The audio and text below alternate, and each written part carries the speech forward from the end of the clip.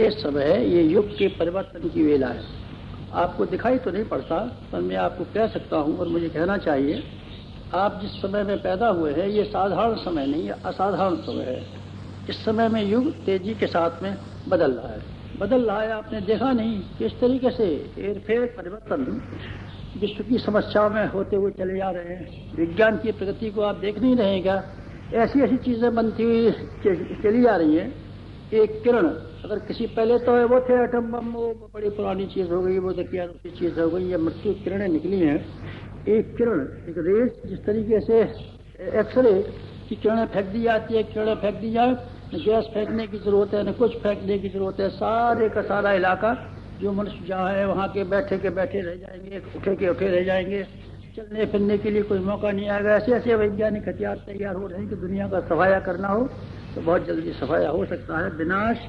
विनाश की दिशा में विज्ञान के बढ़ते हुए चरण इस तेजी से बढ़ रहे हैं कि अगर चाहे तो एक खराब दिमाग का मनुष्य सारी दुनिया को, इस सुंदर वाले भूमंडल को, इसको बनाने में लाखों वर्ष तक मनुष्य को श्रम करना पड़ा, इसका सफाया किया जा सकता है। आज ऐसा वक्त है कि जिस तेजी से जनसंख्या की चक्रवृद्धि बढ़ रही है, अगर उसी क्रम से चक्रवृद्धि बढ़ी तो आप ख्याल रखना 100 वर्ष के भीतर जमीन पर पैर रखना मुश्किल हो जाएगा, कुओं में पानी मिलना मुश्किल हो जाएगा, जमीन पर अनाज होना मुश्किल हो जाएगा, स्कूलों में खड़े होने को जगह मुश्किल हो जाएगी, बसों में सड़कों पर चलना फिरना मुश्किल हो जाएगा। जिस चक्रवृद्धि ब्याज के हिसाब से, चक्रवृद्धि ब्याज को तो आप समझते नहीं हैं, चक्रवृद्धि ब्याज के हिसाब से एक आदमी ने मुझे हिसाब ला करके बताया कि अगर 50 वर्ष तक एक बच्चा आज जमा हुआ है, अगर 49 वर्ष बाद आप रुपया लें, उसका 1000 रुपया आज जमा कर दें बच्चे के नाम पर, तो आपको 49 वर्ष में 1,32,000 रुपया मिल जाएगा।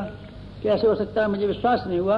मैंने देखा कि ब्याज के हिसाब से, चक्रवृद्धि ब्याज के हिसाब से 10% जो आजकल ब्याज मिलता है, वो एक महीने के बच्चे के नाम 1,000 जमा कीजिए और 49 वर्ष का जब हो जाए तो 1,32,000 रुपया निकाल लीजिए। बिल्कुल सही हिसाब है, इसमें फर्क नहीं पड़ता। चक्रवृद्धि ब्याज जिस हिसाब से घूमती है, बहुत तेजी के साथ घूमती है। बच्चे पैदा होना जिस तेजी के साथ बढ़ रहा है, उस सिलसिले को अगर कम न किया गया, रोका न गया, तो मैं आपको यकीन दिलाता हूँ 100 वर्ष के बाद इस जमीन में न अनाज बचेगा, न रोटी बचेगी, न कुएं में पानी बचेगा, और आदमी कोई मृत्युकरण से किसी को मारे चाहे न मारे, इस वजह से जरूर मार डालेगा। ये आप ऐसे समय में पैदा हुए हैं जिसमें विनाश की संभावनाएं तेजी के साथ में मुंह फाड़ के खड़ी। इंसान जितना घटिया होता चला जाता है, घटिया आदमी इतना पहले कभी नहीं हुआ था दुनिया के पर्दे में। इतिहास ये बताता है कि मनुष्य इतना घटिया आदमी कभी नहीं हुआ। आदमी समझदारी के हिसाब से बढ़ रहा है, विद्या उसके पास ज्यादा आ रही है, समझदारी ज्यादा आ रही है, पैसा ज्यादा आ रहा है, अच्छे मकान ज्यादा आ रहे हैं, सब चीज ज्यादा आ रही है। पर ईमान के हिसाब से और दृष्टिकोण के हिसाब से आदमी इतना कमजोर, इतना घटिया, इतना स्वार्थी, इतना चालाक, इतना बेईमान, इतना कृपण होता हुआ चला जा रहा है कि मुझे शक है इतना ठग होता चला जाता है आदमी। ठग इस जमाने का आदमी, मुझे ऐसा मालूम पड़ता है कि यही ठगी और यही कृपणता और यही स्वार्थपरता जो आज हमारे और आपके ऊपर हावी हो गई है, जब इसी हिसाब से इसी क्रम से चली, एक आदमी दूसरे आदमी को थोड़े दिनों में फाड़ के खाने लगेगा, दूसरा आदमी जिंदा निकल जाएगा।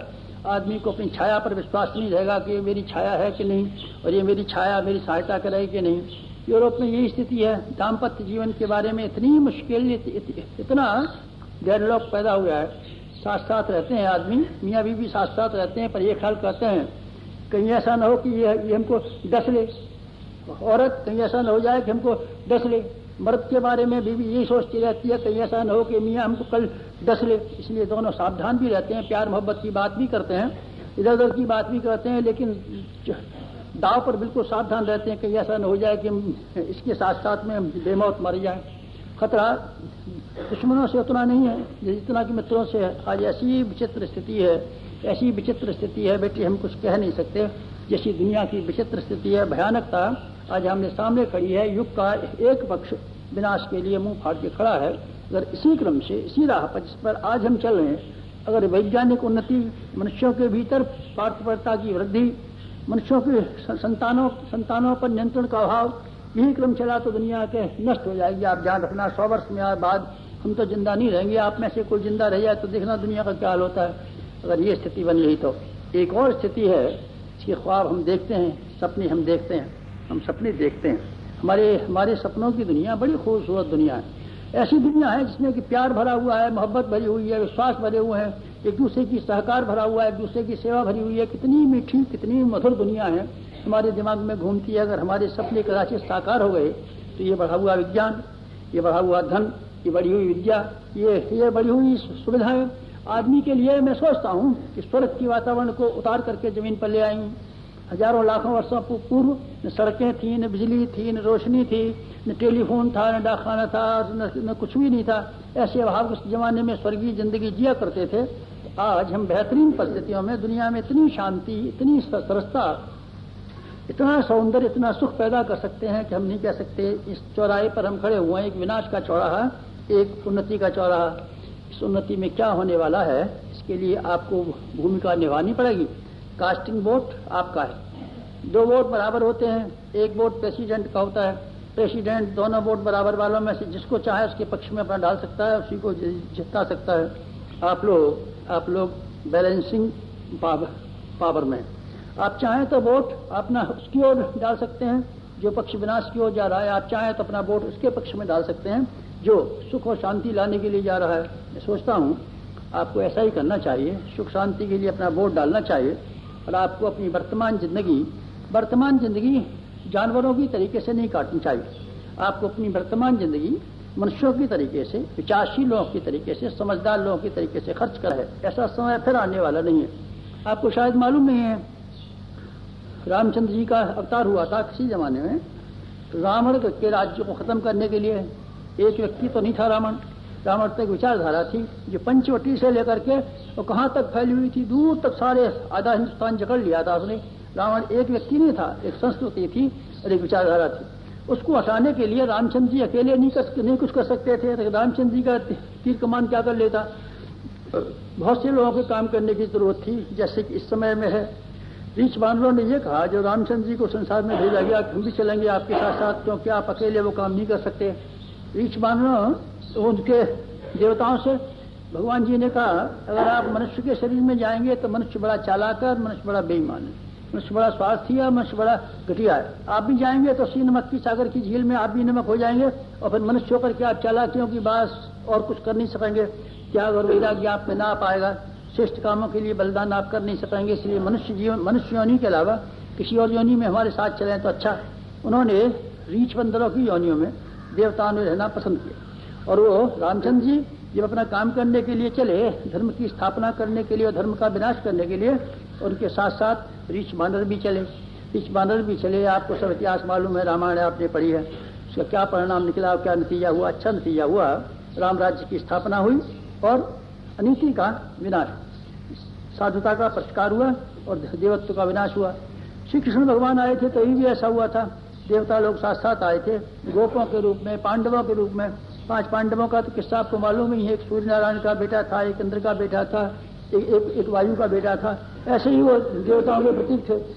गोप जो थे, ग्वारिये, वो भी ऐसे ही थे, ऐसे ही प्रतीक थे। उनके साथ साथ आदमी कंधे से कंधा मिला करके काम करने के लिए आए। मैं विचार करता हूँ, भगवान बुद्ध जब एक नया युग लेने के उद्देश्य से अवतरित हुए थे तो उनके साथ साथ में भी ऐसे ही जीवट वाले आदमी आए थे। आनंद ऐसे ही जबरदस्त आदमियों का नाम था। कुमार जीव ऐसे ही जबरदस्त आदमी थे। दूसरे भी आदमी, इसको नाम बताने से क्या आवश्यकता है, एक से एक बढ़िया आदमी थे, बड़े जबरदस्त आदमी थे। उन्होंने न केवल हिंदुस्तान की बल्कि सारे के सारे एशिया की कायाकल्प कर दिया। न केवल एशिया का बल्कि यूरोप के बहुत से हिस्सों में वो लोग चले गए। न केवल यूरोप में बल्कि अफ्रीका में अभी भी अपनी भारतीय संस्कृति और सभ्यता के निशानात पाए जाते हैं। ये उसी जमाने के हैं। अमेरिका भी गए थे, अमेरिका की मय सभ्यता लगभग उसी जमाने की है जिस जमाने में बौद्धकालीन था। तो बड़े जबरदस्त आदमी थे जिन्होंने नावों में सवार होकर के समुद्र के महीनों की सफर करने वाले, महीनों तक लगातार समुद्र में सफर करने वाले छोटी छोटी नावों पर लंबे लंबे सफर किए थे। उन्होंने ज्वार भाटों का मुकाबला करते हुए, दलदलों का मुकाबला करते हुए, पहाड़ों की चोटियों का मुकाबला करते हुए दुनिया में एक से दूसरे तरह जा पहुंचे थे। जबरदस्त आदमी थे। मैं समझता हूँ बुद्ध के साथ आने वालों का नाम भी देवताओं में गिना जाना चाहिए। गांधी के साथ भी कुछ ऐसे ही विलक्षण आदमी आ गए थे जिन्होंने दुनिया की कायाकल्प कर दिया और हिंदुस्तान की 1000 वर्ष की गुलामी को धोकर के फेंक दिया। एक आदमी आता है नहीं, एक आदमी नहीं आता, कई आदमी आते हैं एक विशेष समय को पूरा करने के लिए, विशेष जिम्मेदारियों को निभाने के लिए। मैं आपको याद दिलाना चाहूंगा कि ये वक्त भी कुछ इसी तरह का है। हम और आप छोटे आदमी मालूम पड़ते हैं। रीछ बंदरों के बारे में भी शायद उस जमाने के लोगों ने ऐसे ख्याल किया हुआ। श्री कृष्ण और दूसरे गोपों के बारे में भी लोगों ने ऐसे ही ख्याल किया हुआ जैसे हमारे आपके बारे में ख्याल किया जाता है। पर मैं एक बात आपको नोट करा देना चाहता हूं कि हम और आप एक विशेष समय में पैदा हुए हैं और एक विशेष जिम्मेदारी अपने कंधे पर लेकर के आए। ऐसी जिम्मेदारी जिसमें कि सारी मनुष्य जाति का भाग्य या तो खत्म होने वाला है, या तो सारी मनुष्य जाति आत्महत्या करने वाली है सामूहिक रूप से, या फिर हम सुनहरे दिन देखेंगे, बदले हुए युग के दिन देखेंगे, सतयुग के दिन देखेंगे, रामराज्य के दिन देखेंगे, सुख शांति के दिन देखेंगे, स्वर्ग के दिन देखेंगे। या तो ऐसा होना या ऐसा होना है। मित्रों, आपको अपना कास्टिंग वोट इस जमाने में इसी काम के लिए खर्च करना चाहिए। ये समय चला जाएगा, रहेगा नहीं। आप कहेंगे अगर हम नहीं करें तो भी बेटे काम तो हो जाएगा, काम तो हो जाएगा। भगवान के काम, भगवान जो काम कराना चाहते हैं वो किसी से भी करा लेते हैं, मिट्टी के टुकड़े से और ढेले से करा लेते हैं, किसी और से करा लेंगे अगर आप नहीं काम करेंगे तो।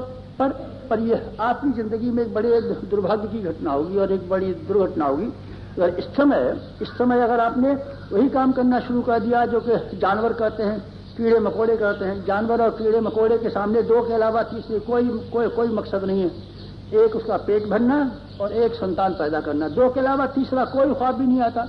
सारी इच्छाएं इसी के अंदर पर इकट्ठी हो जाती हैं। मनुष्य जरा समझदार है, पेट भरने को हम पैसा कमाना कह सकते हैं, और काम वासना को जरा बढ़ा हुआ रूप लग्जरी कह सकते हैं। लग्जरी पैसा, संग्रह, विलास, बस इसके अलावा कुछ लक्ष्य नहीं होता। कीड़े का यही है, कुत्ते का यही है, बंदर का यही है, सुअर का यही है, चींटे का यही है। इसके अलावा तीसरी विचार कभी दिमाग में नहीं आती। ये बड़े घटिया आदमी हैं जिनके पास न कभी सिद्धांत आता है, न कभी फिलॉसफी आती है, न कोई दर्शन आता है, न कोई आदर्श आते हैं, न कोई सिद्धांत आता है, कुछ नहीं आता। केवल पेट और औलाद, तीसरी के बाद कुछ समझ में नहीं आती। राम नाम लेते हैं, अरे ये काय का राम नाम लेंगे, दुष्ट, ये किसी का राम नाम नहीं लेंगे। जहां कहीं भी जाएंगे इसी चक्कर में जाएंगे। किसके लिए कहाँ गए थे साहब? मनसा देवी पे गए थे। अच्छा, तो फिर मनसा देवी पे क्या काम किया साहब? मनसा देवी से अपनी मनसा पूरी कराने के लिए प्रार्थना की। क्या मनसा थी आपकी साहब? 15 पैसे का एक खपच्ची फाड़ के ले गए और वहां जो बन रहे पेड़ों पे हम रस्सी बांध करके आए। ये कह रहे मनसा देवी मनसा पूरी करना, तो हम फिर दोबारा जाएंगे। मनसा क्या थी आपकी, बताइए जरा, हम भी कुछ मदद करें। अरे साहब वही मनसा है, दो के अलावा तीसरी कोई मनसा नहीं है। पैसा चाहिए, औलाद चाहिए, पैसा चाहिए, औलाद चाहिए, बासना चाहिए, तृष्णा चाहिए, कुछ नहीं चाहिए। ये बेटे बड़ी घटिया चीजें हैं, और ऐसी घटिया चीजें हैं इसमें हल्के से हल्का, छोटे से छोटा, नाचीज से नाचीज, भैया से भैया जीव भी पूरा कर सकता है। ये मनुष्य की ऊंचाई की निशानियां नहीं है। मनुष्य की ऊंचाइयां और मनुष्य की महानताएं केवल उसके चिंतन और दृष्टिकोण के आधार पर की जा सकती है। शक्ल के हिसाब से नहीं, पैसे के हिसाब से नहीं, विद्या के हिसाब से नहीं, हथियार के हिसाब से नहीं, पद के हिसाब से नहीं, किसी हिसाब से नहीं। हम किसी आदमी की वक़्त और किसी आदमी का मूल्य, जो मूल्यांकन कर सकते हैं, केवल एक आधार पर कर सकते हैं कि इसकी विचार करने के तरीके क्या है, इसकी इच्छा क्या है, इसकी आकांक्षा क्या है, इसका मकसद क्या है, इसका लक्ष्य क्या है। इसके अलावा कोई चीज नहीं है। मित्रों, आज आपका ये जन्म ऊंचे उद्देश्यों के लिए उठे तो आपका जीवन सार्थक हो सकता है और हमारे प्रयास सार्थक हो सकते हैं। आप भी उन्हीं लोगों में से हैं, आप भी उन्हीं जीवात्माओं में से हैं जो विशेष काम के लिए विशेष समय में विशेष अवतार लेकर के आए। अच्छा होता आप इस बात को जान पाते, अच्छा होता आप ये समझ पाते कि ये वक्त बार बार नहीं आने वाला है। एक जमाना आया था जब स्वराज्य के आंदोलन में सैकड़ों आदमी जेल खाने गए। किसी के फोटो छपते हैं, किसी की जन्म जयंतियां मनाई जाती हैं। कोई मिनिस्टर हो गया, कोई अभी भी मिनिस्ट्री गद्दी पे बैठा हुआ है, कोई राष्ट्रपति हो गया, कोई प्रधानमंत्री हो गया, कोई मुख्यमंत्री हो गया जो 6-6 महीने के लिए जेल गए थे। तो साहब हमको भी मुख्यमंत्री बनवा दीजिए, हम भी 6 महीने के लिए जेल जाने को तैयार है। नहीं बेटे, वो वक्त चला गया, अब दोबारा 6 महीने के क्या, तू 6 साल की जेल चला जा तो अभी अब तू मिनिस्टर नहीं बनने वाला है। अरे तुम्हारा जी वो 6-6 महीने वाले जी जेल खाने गए थे, वो मिनिस्टर बन गए, हमको भी नहीं बना पाएंगे। नहीं बेटे, अब नहीं बन सकते, समय चला गया। ये समय ऐसा है, अगर आप इसको पहचान पाएं, देख पाएं, समझ पाएं, तो आपके मन में एक निष्ठा उत्पन्न होनी चाहिए कि जिंदगी हमको घटिया कामों के लिए, घटिया काम कहता हूँ, औलाद और पैसा मैं घटिया काम कहता हूँ, वासना और तृष्णा इनको मैं घटिया काम कहता हूँ। आप बड़प्पन कहें तो कहते रहे, मैं क्या कर सकता हूँ। मैं इंसान की वक़्त, इंसान की तौल उसकी पैसे से मूल्यांकन नहीं कर सकता, न उसकी शिक्षा से कर सकता हूँ, न इसकी अय्याशी से कर सकता हूँ। एक ही आदमी का वजन और वक़्त तौली जा सकती है। आदमी आखिर विचारता क्या है, सोचता क्या है, आकांक्षा क्या है, उद्देश्य क्या है। आप अगर इस तरीके से कर पाएं तो आप धन्य हो जाएं, मैं धन्य हो जाऊं। समय को आप पहचान पाएं, अपने आप को आप पहचान पाएं, अपनी जिम्मेदारियों को आप समझ पाएं, तो मित्रों आपको तुरंत भीतर से एक ऐसी हूक और ऐसी एक उमंग उठेगी जो आपसे इस बात के लिए मजबूर करेगी कि आपको अपनी दिशाएं बदल देनी चाहिए। जिस तरीके से जिंदगी आप व्यतीत करते आ रहे हैं वो घटिया किस्म की जिंदगी है। आपको बढ़ी हुई बची हुई जिंदगी बेहतरीन कामों में खर्च करनी चाहिए, अच्छे कामों में खर्च करनी चाहिए। नहीं साहब हमारा पेट कैसे भरेगा? बेटे तेरा पेट भर जाएगा, मैं तो यकीन दिलाता हूँ तेरा पेट भर जाएगा। चींटी का पेट भर सकता है, कुत्ते का पेट भर सकता है, बंदर का पेट भर सकता है, तेरा पेट नहीं भरेगा। कितना बड़ा पेट है? तुम मुझे दिखा तो सही। 6 इंच का तेरा पेट है और 6 फुट के तेरे हाथ है। 6 इंच के पेट के लिए कितनी रोटी चाहिए? 4 रोटी चाहिए, 6 रोटी चाहिए। मरा जाता है दुष्ट मूर्ख जिसके सामने कोई सिद्धांत है न कोई आदर्श। मरा पेट के लिए, मरा पेट के लिए, मरा पेट के लिए, मरा पेट के लिए, पेट के अलावा दूसरी बात नहीं सोचते। मित्रों मैं चाहूंगा कि आप लोगों का भजन और आप लोगों का चिंतन और आप लोगों का ध्यान और आप लोगों का अध्यात्म भगवान करे ऐसा हो कि जिसमें से आपके भीतर से कुछ सिद्धांतवाद के लिए, आदर्शवादिता के लिए उमंगें उठे। अगर आपकी उमंगें न उठ सकी तो मैं आपके अध्यात्मवाद की प्रशंसा नहीं कर सकता। अगर आपके अध्यात्मवाद ने सिर्फ इतना ही कहा आपसे कि आपको हनुमान चालीसा का पाठ करना चाहिए और 3 माला गायत्री की जप करनी चाहिए और 1 माला देवी की पाठ करनी चाहिए, तो मैं ऐसे अध्यात्म के ऊपर लानत भेजता हूँ। जो अध्यात्म केवल माला घुमाने तक और थोड़े से हरूफों को उच्चारण करने तक सीमित हो जाए, मनुष्य को सिद्धांतों के लिए, आदर्शों के लिए, कुछ ऊंचा काम करने के लिए हुक और उमंग न पैदा कर सके, मैं क्या कह सकता हूँ बेटे? ऐसे अध्यात्म के लिए मेरे मन में कोई जगह नहीं है और मैं इस अध्यात्म की सराहना कभी भी नहीं करूंगा जिसने कि मनुष्य के भीतर यह हलचल पैदा न की, मंथन पैदा न किया। इस बेशकीमती जिंदगी का बेहतरीन उपयोग करना चाहिए। मित्रों मैं चाहूंगा कि यह बात आपको हमेशा याद बनी रहे, कभी आप भूलने न पाए। ये कहना चाहें कि शिवरात्रि के दिन आचार्य जी ने एक ऐसा स्मरण दिलाया था कि ये कहा था कि तुम सब बात भूल जाना, ये बात भूलना मत। कल न परसों आपको भगवान के दरवाजे पर जाना पड़ेगा और आपसे सिर्फ एक बात पूछी जाएगी, आपको इतनी कीमती जिंदगी जिस काम के लिए दी गई थी आपने पूरे किए कि नहीं किए? तो आप ये जवाब देकर के पिंड छोड़ना चाहते हो तो आप ख्याल रखिए ये जवाब को न कोई सुनने को तैयार होगा और न इस जवाब की कोई वक़्त होगी। हमने 3 माला हनुमान जी की जपी थी, 1 माला गणेश जी की जपी थी, 1 माला शंकर जी की जपी थी, बाहर में गिर तू और ऊपर से गिरा तेरा संकट। 3 माला जपी थी, 2 माला जपी थी, माला जपी, माला जपी, माला जपी, माला जपी, माला जपी कोई लिए बैठा है मशीन गन। तो ये माला जपने का वक़्त इतना ही है कि हम अपनी मन की मलिनता को साफ करें ताकि हमको अपने जीवन का उद्देश्य और दृष्टिकोण साफ दिखाई पड़े और उसका मकसद कोई नहीं हो सकता। भगवान जी की खुशामद से कुछ काम चल सकता है, मैं ऐसा नहीं मानता। और भगवान जी को कोई चीज आप रिश्वत के रूप में दें तो उससे भगवान जी आपकी हिमायत और फेवर करेंगे, मैं ऐसा नहीं मानता। मैं ये मानता हूं कि आप अपना कर्तव्य और अपनी जिम्मेदारियों के बाबत जिस कदर मजबूती से खड़े होंगे, आप भजन करें तो अच्छी बात है, न करें चलिए तो भी मैं कह सकता हूं तो भी आपका काम चल जाएगा। लेकिन कर्तव्य और उत्तरदायित्वों का अवहेलना करके अगर आप ये ख्याल करके लगाए हुए बैठे हो कि ये जब करेंगे और ये जब करेंगे और भगवान जी प्रसन्न हो जाएंगे, बेटे ऐसा कभी नहीं हो सकता। इसलिए मित्रों आज की मेरी बात अगर आपकी समझ में आ जाए तो इस समझ का पहचान यही है कि आपका हृदय में एक ऐसे परिवर्तन की दृष्टि उत्पन्न होनी चाहिए कि हमको जो वर्तमान पिछला जीवन चला गया तो चला गया, अगला जीवन कैसे व्यतीत करना चाहिए, बस ऐसे करेंगे तो मजा आ जाएगा। ऐसे करेंगे ये हुक आपके भीतर से उठेगी कि भावी जीवन की रूपरेखा क्या हो, भावी जीवन की गतिविधियां क्या हो, भावी जीवन का प्लानिंग क्या हो। जिस तरीके से 5 योजना बनती है, अब बची हुई जिंदगी के लिए 5 योजना या बाकी जिंदगी की योजना बना करके ले जाएं तो ये सार्थक हो जाए शिविर और हमारा वानप्रस्थ जीवन धन्य हो जाए। अगर आपके मन में ऐसी कोई स्कीम और योजना उत्पन्न हो सके तब एक बात मैं ये कह रहा था, विशेष समय, विशेष उद्देश्य, विशेष जिम्मेदारी आपकी।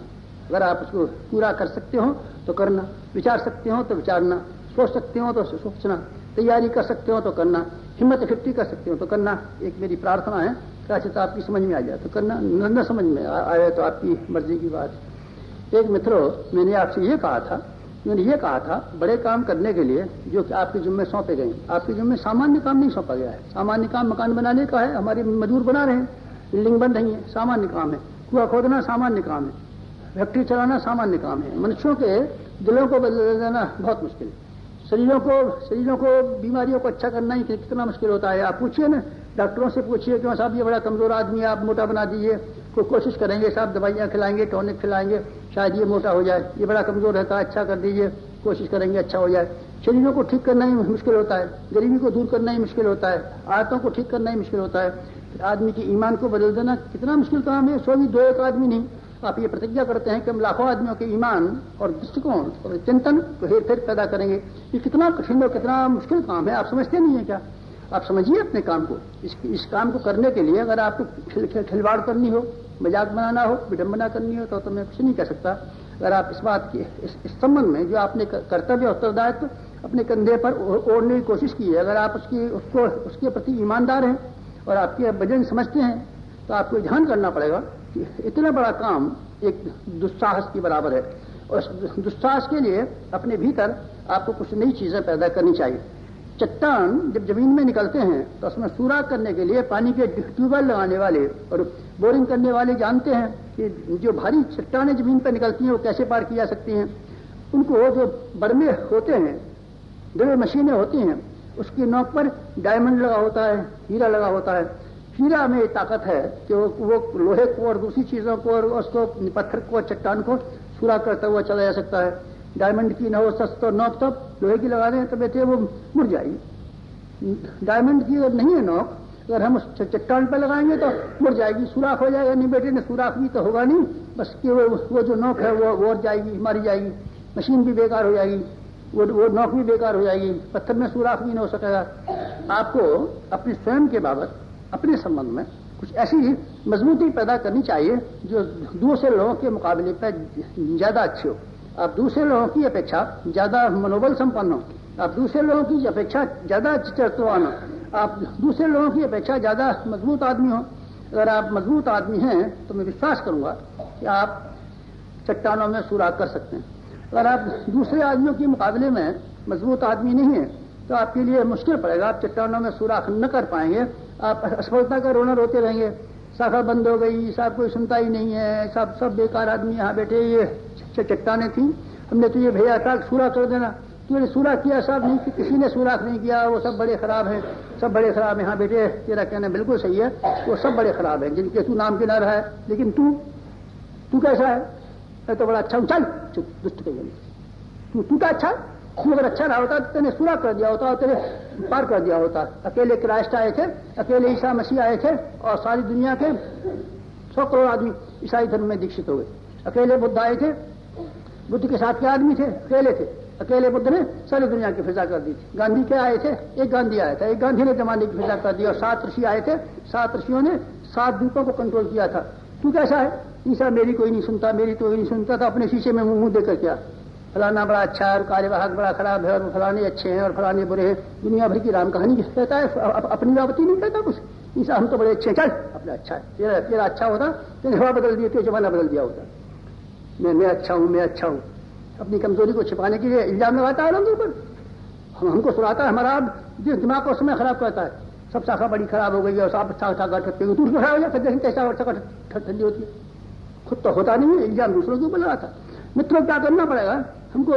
दूसरों की तुलना में अपने आप को बेहतरीन बनाने के लिए, मजबूत बनाने के लिए कुछ काम करने पड़ेंगे, कुछ संस्कार डालने पड़ेंगे अपने ऊपर। क्या काम करने पड़ेंगे? मैंने पंचकोशी उपासना अब सिखाने का निश्चय किया है। थोड़े दिन पीछे आप देखेंगे इसी शिविर में मैं आपको पंचकोशों की उपासना के बारे में, वानप्रस्थ शिविर की आवश्यक जिम्मेदारियां और कर्तव्यों को सिखा देने के बाद में पंचकोशों की उपासना की बाबत सिखाऊंगा। गायत्री के 5 मुंह होते हैं और हमारे शरीर के भीतर 5 कोश हैं, अन्नमय कोश, प्राणमय कोश, मनोमय कोश, विज्ञानमय कोश, आनंदमय कोश। इन कोशों की जागृति करने के लिए उपासनाएं मैं सिखाऊंगा। मेरे गुरु ने मुझे ज्ञान भी दिया है, शिक्षा भी दी है, साधन भी दिया है, अकल भी दी है, लेकिन इससे ज्यादा, सबसे ज्यादा जो चीज उसने कीमती मुझे दी है वो मेरी रूहानी बल, आत्मबल दिया है। आत्मबल को विकसित करने के लिए हमको अपने भीतर के 5 तत्व और 5 प्राण, इन दोनों को परिष्कृत करना पड़ेगा। 5 तत्वों से हमारा शरीर बना हुआ है। इसकी मिट्टी ऐसी वाहियात है, बस बालू की तरीके से बिखर जाती है। बेहतरीन मिट्टी हो, चिकनी मिट्टी के हम बने तो हमारा खिलौना टिकाऊ बना रह सकता है, पर बालू का बना है, सूखता है, बिखर जाता है। हमारे 5 तत्वों को उत्कृष्ट बनाने के लिए पंचकोशों की उपासना, हमारे 5 प्राण, हमारा जीवन जिसको हम चेतना कहते हैं, वो हमारे 5 प्राणों में जुड़ा हुआ है। हमारे 5 प्राण, उदान, व्यान, समान, ये जो 5 हमारे प्राण हैं, इनको भी 5 तत्वों की तरीके से बेहतरीन मजबूत होना चाहिए। हमारी चेतना मजबूत, हमारा बहिरंग मजबूत, हमारा अंतरंग मजबूत। इसके लिए हमको क्या करना पड़ेगा? साधना करनी पड़ेगी, उपासना करनी पड़ेगी। उपासना के लिए मैं ब्रह्मवर्चस्व बना रहा हूँ, कोशिश करूंगा आप लोग यहाँ मेरे पास रह करके करें। कुछ लोग कुछ साधना ऐसी है जो मैं घर बता सकता हूँ। पहले मैंने बता भी दी आपको जप और ध्यान की बाबत, सोहम की उपासना और और खिचड़ी मुद्रा का संपुट लगाने की बाबत पिछले वर्ष बताया था। अब भी मैं कहता हूँ आप उसी उपासना को जारी रखिए। अपने घर पर बहुत अच्छी उपासना है।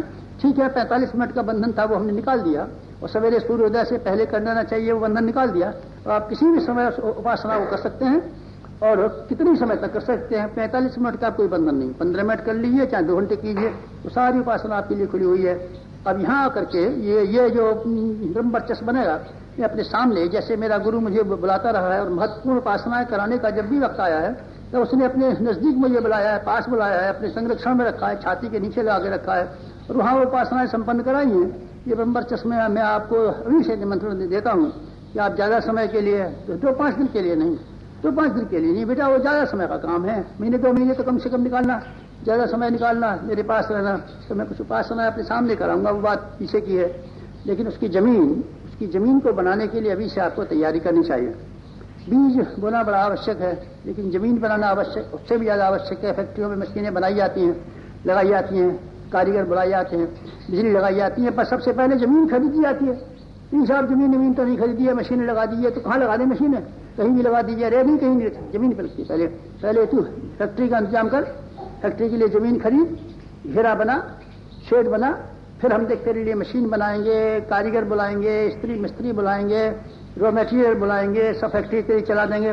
नहीं सब जमीन तो मैं लूंगा नहीं, और कोई और उसकी घेरा बनाऊंगा नहीं। अब आप कीजिए, क्या काम करेंगे? तो बेटे वो जो मशीन मंगाई है 2 लाख रुपए की, इकाई में लगा देगा। महाराज जी कहाँ लगाऊंगा? कहीं भी आप लगवा दीजिए, सड़क के चौराहे पे लगवा दीजिए। बेटे सड़क हमारी थोड़ी है, कोई गवर्नमेंट वाले की सड़क के चौराहे पे तू लगवा देगा, कैसे बनेगा? नहीं महाराज जी, तो कहीं भी लगवा दीजिए, आप रेलवे स्टेशन पे लगवा दीजिए। तो रेलवे स्टेशन तो गवर्नमेंट का है, वहाँ कैसे लगवा दूँ? नहीं महाराज जी, कहीं भी लगवा दीजिए, जमीन तो मेरे पास है नहीं, चाहे इसकान सुनिए चाहे उसकान सुनिए। नहीं बेटे, तेरा फैक्ट्री लगाना बेकार, फिर तेरा कारखाने की स्कीम बेकार, पहले जमीन की तैयारी कर। मित्रों, 5 शील हमारी आध्यात्मिकता के ऐसे हैं जो पहले से आपको तैयारी करके रखी है। जमीन बनाइए, जमीन बनाइए, जमीन बनाइए। बगीचा बनाने से पहले और खेत बनाने से पहले जमीन को तैयार कीजिए, गुड़ाई कीजिए, निराई कीजिए, हल चलाइए, खाद दीजिए, पानी दीजिए, बिल्कुल तैयार कर लें। तब आप कहना बीज बोए। अरे साहब, आप तो बेकार बात कहते हैं, खाद क्या लगानी, पानी क्या लगाना, जुताई क्या करनी, निराई गुड़ाई क्या करनी, आप तो बीज बो दीजिए अंधाधुंध। अरे बेटे अंधाधुंध कैसे बीज बो दिए? इसमें जमीन तो ऐसी खड़ी हो रही है, पत्थर जैसी, कि जमीन पर रखा रहेगा, नीचे घुसेगा नहीं, जड़ें फैलेंगे नहीं, तो तेरा बीज और मारा जाएगा। अरे साहब, आप तो बेकार की बहस करते हैं, आप तो लगा दीजिए, आप तो बीज बोई दीजिए, आप तो वो सिखा दीजिए। कुंडलनी पहले ही सीखता है, पहले ही पंचकोश सीखता है, पहले ही जप करना सीखता है, पहले ही ध्यान करना सीखता है, पहले सीखता है एमए पास करना। पहले एमए पास करा दीजिए, फिर क्या करेगा? फिर मैं जीबीए करूंगा, फिर मैट्रिक करूंगा, फिर हाई स्कूल करूंगा, और फिर प्राइमरी स्कूल करूंगा, और फिर उसके बाद में एबीसीडी पढ़ना सीखूंगा। तो बेटा पहले एबीसीडी पढ़ ले, फिर उसके बाद में 5वां पास कर ले, फिर क्या नाम है, जूनियर हाई स्कूल पास कर ले, फिर मैट्रिक पास कर ले, फिर इंटरमीडिएट पास कर ले, फिर बीए करना, तब एमए कर ले, तो क्या दिया? नहीं महाराज जी, ये तो आप गलत कहते हैं यार, आपका कहना मैं नहीं मानूंगा, मेरा कहना आप मानिए। तेरा कहना क्या है? पहले एमए और फिर बीए, फिर मैट्रिक। तेरे का बेटा, तेरा कहना गलत है, हमारा कहना ठीक है। हमने एमए पास किया है, हमको मालूम है क्या कैसी पास करनी है। महाराज जी, आपने पास किया होगा, पुराने जमाने के आप आदमी हैं, नई बात सुनिए, सुरक्षितता की बात सुनिए। पहले एमए कराइए, पहले कुंडली जगाइए, पहले पंचकोश जगाइए, पहले शक्ति पास कीजिए। तेरा करे सिर्फ मूर्ख कहीं करनी, कैसे हो सकता है? पहले नहीं हो सकता, पहले रास्ते से चलना पड़ेगा, कायदे से चलना पड़ेगा। नहीं साहब, कायदा नहीं चलेंगे हम तो जल्दी छलांग मार के वहां पहुंच जाएंगे, कहीं नहीं पहुंच सकता छलांग मार के। छलांग मारने का कोई कायदा नहीं है, न कोई था। ये नेशनल हाईवे है, यहाँ कोई शॉर्टकट नहीं। आध्यात्मिकता के लिए शॉर्टकट बताइए, छलांग मार के पहुंचा दीजिए। नहीं बेटे, हम छलांग मार के नहीं पहुंचा सकते, हम तो नेशनल हाईवे से तो चलाएंगे, उसी रास्ते पर चलना पड़ेगा।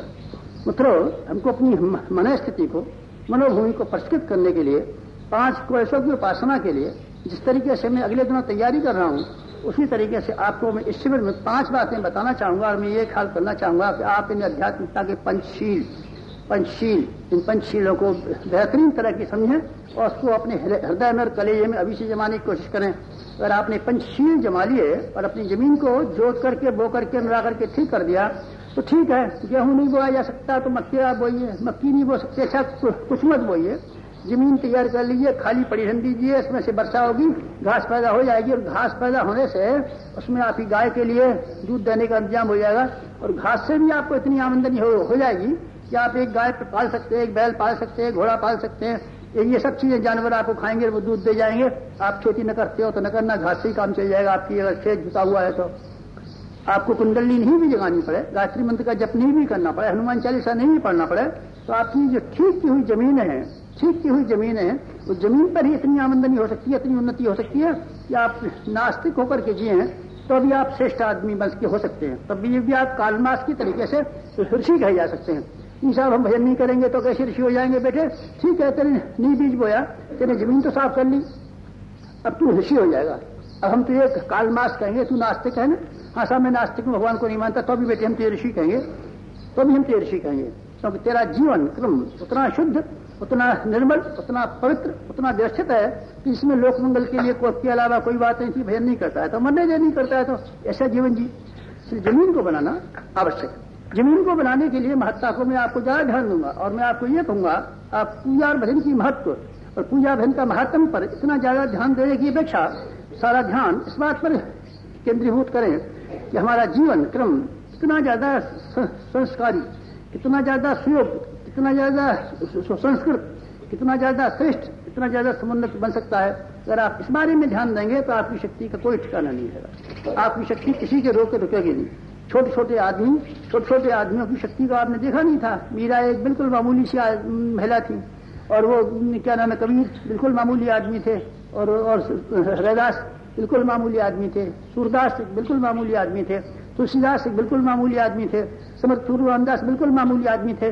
ज्ञान की दृष्टि से, औकात की दृष्टि से, परिस्थितियों की दृष्टि से बिल्कुल घटिया किस्म के आदमियों के मैंने नाम गिनाए आपको, लेकिन उनका अंतरंग इतना श्रेष्ठ था, उसकी वजह से वो जमीन से लेकर के आसमान तक उड़ते हुए चले गए।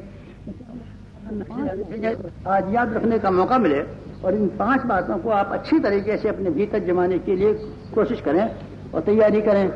पंचशील, एक शील मैंने आपको ये इसमें जनवरी की अखंड में पंचशील नाम करके एक मेरा लेख गया है अपनों से अपनी बात में, उसी का सारांश मैं समझा रहा हूँ। आप इसको फिर से पढ़ना, दोबारा पढ़ना, चौबारा पढ़ना, 5 बार पढ़ना।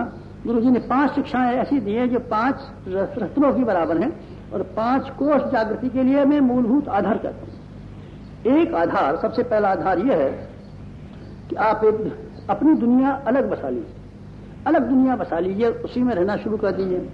लोग ऐसा करते हैं, एक झोंपड़ी अलग बनाते हैं, कुटिया अलग बनाते हैं। कायाकल्प के लिए महामना मालवीय जी को एक बाबा जी ने कायाकल्प कराया था। मथुरा जिले में एक कोसी नाम की जगह है, वहां वो स्वामी जी रहते थे।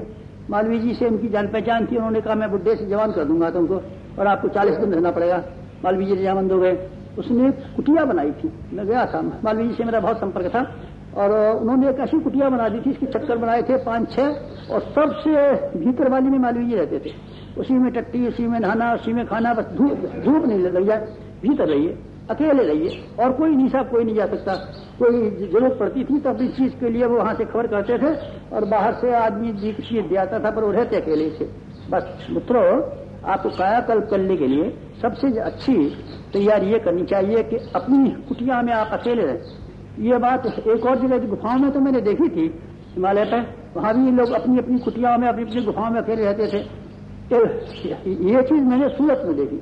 सूरत में मोटा महाराज हैं, उन्होंने इस तरह की ऐसी कुटियां बना रखी हैं, इसमें एक आदमी को पूछते हैं कितने दिन हो गए, 1 महीने बंद, चलिए बंद हो जाइए। इसमें बाहर से ताला ठोक देते थे, उसमें सुराख में, किवाड़ की सुराख में जगह थी, मांग लीजिए खाना मिल जाएगा, पानी मिल जाएगा, टिक्की के लिए फ्लैश उसी में लगा हुआ है, नल उसी में लगा हुआ है, उसी में रहिए, आप निकल नहीं सकते। जो कुछ भी कहना है आप कहिए, 32 में लगी रहिए, जो कुछ कहना है उसमें से किवाड़ में से कह दीजिए, आपकी जरूरत मिल जाएगी, चिट्ठी आइए तो आपको वहां मिल जाएगी, लेकिन रहिए उसी में। ये साधना कराई जाती थी। मैं आपको ऐसी कठिन परिस्थितियों में तो नहीं फंसाना चाहता, पर मैं आपके मन को चाहता हूं, आपका मन उसी तरीके से कुटिया में कैद हो जाए और अकेला रहे। आप अकेले रहिए, आप अकेलापन सीखिए, अकेला रहना सीखिए, और अपनी दुनिया एक अलग बसा लीजिए। अलग एक अपनी दुनिया बसा लेंगे तो आपको मजा आ जाएगा, और उस दुनिया में रहते हुए आप इतनी ताकत, इतना बल इकट्ठा कर सकेंगे, मैं नहीं जानता उससे ज्यादा ताकत, उससे ज्यादा बल कोई और भी आपको दे पाएगा क्या। अकेलापन, अकेला सूरज अकेला चलता है, चांद अकेला चलता है, पृथ्वी अकेली चलती है, सब जितने भी महत्वपूर्ण सत्ताएं अकेली चलती हैं। आप अकेले चलना तो सीखिए, दूसरों पर डिपेंड करना बंद कीजिए। आप अकेलापन सीखिए। रविन्द्रनाथ टैगोर का वो गीत आप गाया कीजिए, एकला चलो रे एकला चलो। उन्होंने अकेले चलने के लिए कहा है, बहुत सुंदर गीत है उनका, है बंगला का अनुवाद खंडे तुम्हें मैंने छपा चुका हूँ, फिर आपको मैं लिखा दूंगा। एकला चलो रे एकला चलो, अकेले चलो। अकेले चलने के लिए क्या करना पड़ेगा, आपको एक अकेला संसार अपना अलग बसाना, उसी में रखिए। अपनी कोठी अलग बना लीजिए, अपना कमरा अलग बना लीजिए, अपनी झोंपड़ी अलग, किसी को मत आने दीजिए उसमें। तो कौन कौन रहेगा उसमें, देवताओं की स्थापना करके रखिए, देवता आपके साथ साथ रहे। क्या मतलब है मेरा बेटा, मतलब से यह है, कोई और आदमी सामान्य आदमी के लिए, सामान्य आदमियों के लिए, ड्रामे के लिए जैसे हम काम करते हैं, काम तो आप कीजिए। डॉक्टर आता है मरीजों के लिए दवा दारू करता है, दवा दारू तो आप कीजिए। दुकानदार आता है, दुकानदार से कहता है डीलिंग तो आप कीजिए, अपना घर रखिए। कैदी का मकान अलग होता है, कैदी अपने घर की याद रखता है, मेरे बीवी ऐसे होगी, मेरे बच्चे ऐसे होंगे, काम तो वहाँ करता है जेल खाने में। आप जेल खाने में काम कीजिए, अस्पताल में काम कीजिए, दुकान में काम कीजिए, पढ़ाई अलग। जिस जमाने में आप रहते हैं, अगर इन लोगों के साथ आपने गुल्ला मिलना शुरू कर दिया और इनको अपना मानना शुरू कर दिया, तो ये आपको बड़ी गलत सलाह देंगे, ऐसी गलत सलाह देंगे। मैं नहीं जानता इससे ज्यादा गलत सलाह देने वाला कोई और आदमी भी हो सकता है क्या। हमारा मन इतना घटिया है और हमारे कुसंस्कार इतने घटिया हैं, हमारी समझ इतनी बाह्यात है, जब भी सलाह देगी ऐसी घटिया सलाह देगी जिससे हमारा नाश होता हो, जिससे हमारा पतन होता हो। और हमारे दोस्त कौन, हमारे खानदान वाले, कुटुंब वाले, मित्र जिनको हम कहते हैं, तो ठीक है, मित्र सब बातें में ठीक हो सकते हैं, आपकी ब्याह शादी में मदद कर सकते हैं, आपको खाना खिला सकते हैं, आपको सब बात कर सकते हैं। लेकिन जहां तक ऊंचा उठने का सवाल है, आदर्शों की तरफ चलने का सवाल है, वहां तक मेरा ऐसा अपना विश्वास है, कोई भी आपके खानदान वाला, कोई भी आपका मित्र, कोई भी आपका दोस्त कभी भी भूल करके भी ये सलाह नहीं देगा कि आपको इधर चलना चाहिए। वो आपके लिए हमेशा ये कोशिश करेगा कि आपको चाप के रास्ते पर से, बैराग के रास्ते पर से, समाज सेवा के रास्ते पर से रोके बिना किसी को भी नहीं माना। हमारे भी जिंदगी में बेटे रोकने वालों की तादाद कितनी बड़ी, और हमारे कुटुंबियों ने और हमारे मित्रों ने कितनी रुकावट डाली। जिस दिन नमक सत्याग्रह होने वाला था, मैंने निश्चय किया था कि मैं कांग्रेस के वॉलंटियर की तरीके से काम करूंगा। मेरे सारे के सारे संबंधी घर वाले इतने ज्यादा खिलाफ थे, तो किसी भी कीमत पर मरने मारने को मुझे घर से जाने को तैयार नहीं थे। मेरे सारे चप्पल छीन ली, जूते छीन लिए, कपड़े छीन लिए, और ये कहा बस एक बनियान और धोती में पहले था, घर से बाहर नहीं जाने दिया। मुझे मेरे को चौकीदारी लगा दी, साझेदारी लगा दी। रात हो गई तो मैंने कहा मुझे टट्टी जाना है, इजाजत दीजिए। बस कान पर जनेऊ चढ़ाया, बनियान पहने और एक धोती पहने, न पैरों में जूता न सिर पे टोपी, एक हाथ में लोटा, एक हाथ कान पर जनेऊ, चल दिया। और 6 अप्रैल को नमक सत्याग्रह शुरू होने वाला था, 5 अप्रैल की रात को मैं चल दिया। और आगरा शहर हमारे गांव से 12 मील दक्षिण दिशा में, उत्तर दिशा को चला, उत्तर को चला, फिर उत्तर से पश्चिम को आया, पश्चिम से चक्कर काटता हुआ तमाम रात भर में कोई मैंने 40 मील का चक्कर काटा हुआ 12 मील की जगह, ताकि मेरे घर वाले मुझे पकड़ नहीं लें। टट्टी करने के बहाने चला गया और छावनी में उसकी कांग्रेस के कैंप में जा पहुंचा। साहब मैं तो कांग्रेस का वॉलंटियर होने के लिए आया हूँ। तो फिर आपके पास पहनने को तो कुछ भी नहीं है, जूता नहीं है, टोपी नहीं है, कुर्ता नहीं है, मेरे पास कुछ भी नहीं है। और मेरे पीछे मेरे घर वाले शायद आते हो तो मुझे रोकेंगे और आप मुझे कहीं और भेज दीजिए। कांग्रेस वालों ने मुझे कुर्ता दिया, धोती दी, चप्पल दी और मुझे कहीं और जगह भेज दिया, वहाँ काम करने के लिए चला गया। मित्रों, मेरे घर वाले मेरे हमेशा मुखालिफ रहे। अब आकर के 10-5 वर्ष से जरूर ऐसा मौका हुआ है जैसे वो ये कहते हैं हम सबकी अपेक्षा समझदार, आचार्य जी समझदार निकले, ये उनके मुंह में से अब आके निकला है। ये हमेशा उन्होंने गालियां सुनाई, मुझे बेवकूफ बताया, नालायक बताया, गधा बताया, हमेशा बताया, कभी मेरे काम की कोई प्रशंसा नहीं की। मित्रों, आप इस जमाने में जिन लोगों के साथ आप रहते हैं, वो आपके सिद्धांत के मामले में, आदर्शों के मामले में कभी सहायता नहीं कर सकते और कभी कोई सलाह मशवरा नहीं दे सकते। आपको हमेशा रोकेंगे। आप जो रोकने वालों उसको आप लड़ें, गालियां दें, ऐसा तो मैं नहीं कहता, उनसे झगड़ा ठंडा करें ये भी नहीं कहता मैं, क्योंकि उनके विचारों की अपनी परिस्थितियां हैं, उनका अपना मन है और उनके अपने संस्कार हैं। जिस घर में पैदा हुए हैं, जिस परंपरा में पले हैं, उसके हिसाब से उनको सलाह देनी चाहिए।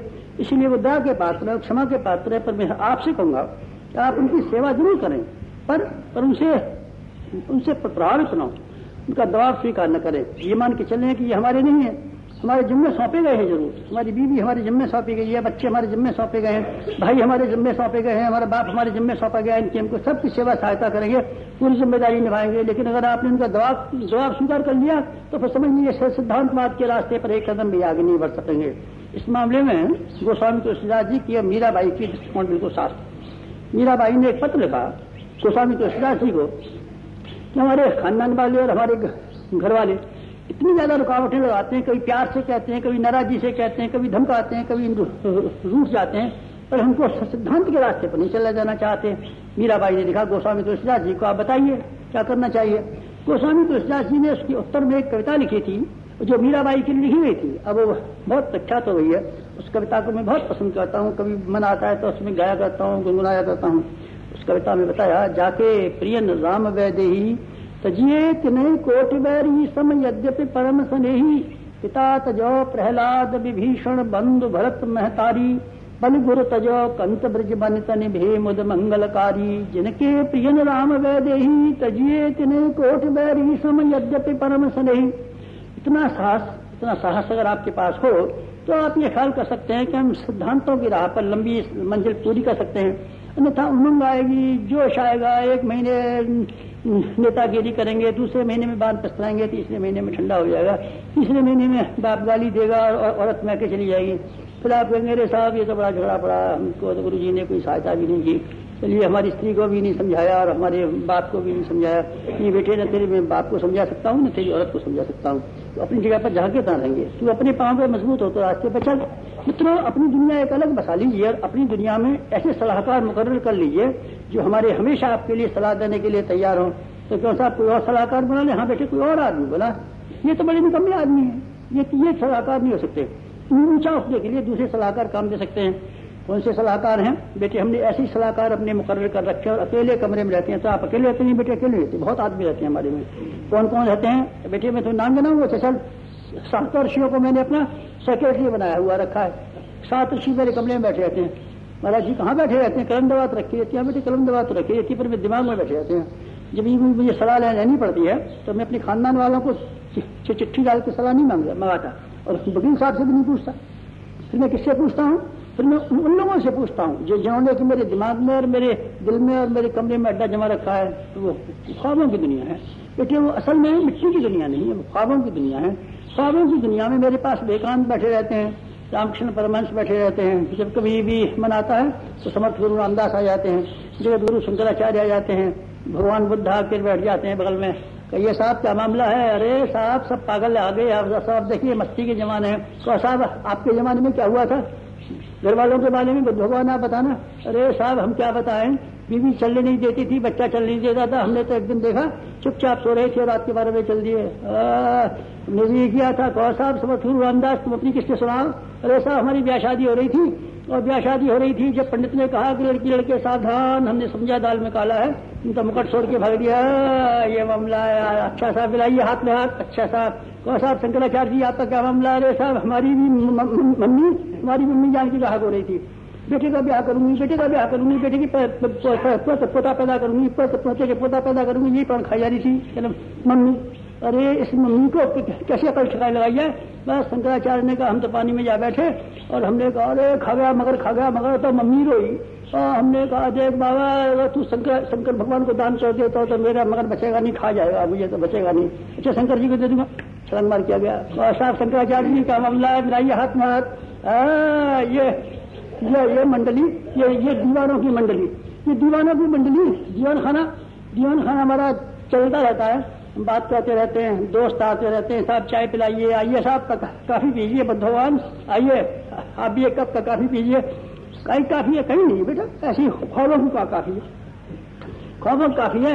बढ़िया से बढ़िया आदमी सलाहकार, बढ़िया से बढ़िया आदमी सलाहकार रह जाते हैं। हनुमान जी को आप सलाहकार मुकर्रर कर लें तो अपनी एक घटिया आदमी है, निकम्मे आदमी जो वासना की दृष्टि से बहकाते रहते हैं, इसके सब्ज बाग दिखा देते रहते हैं।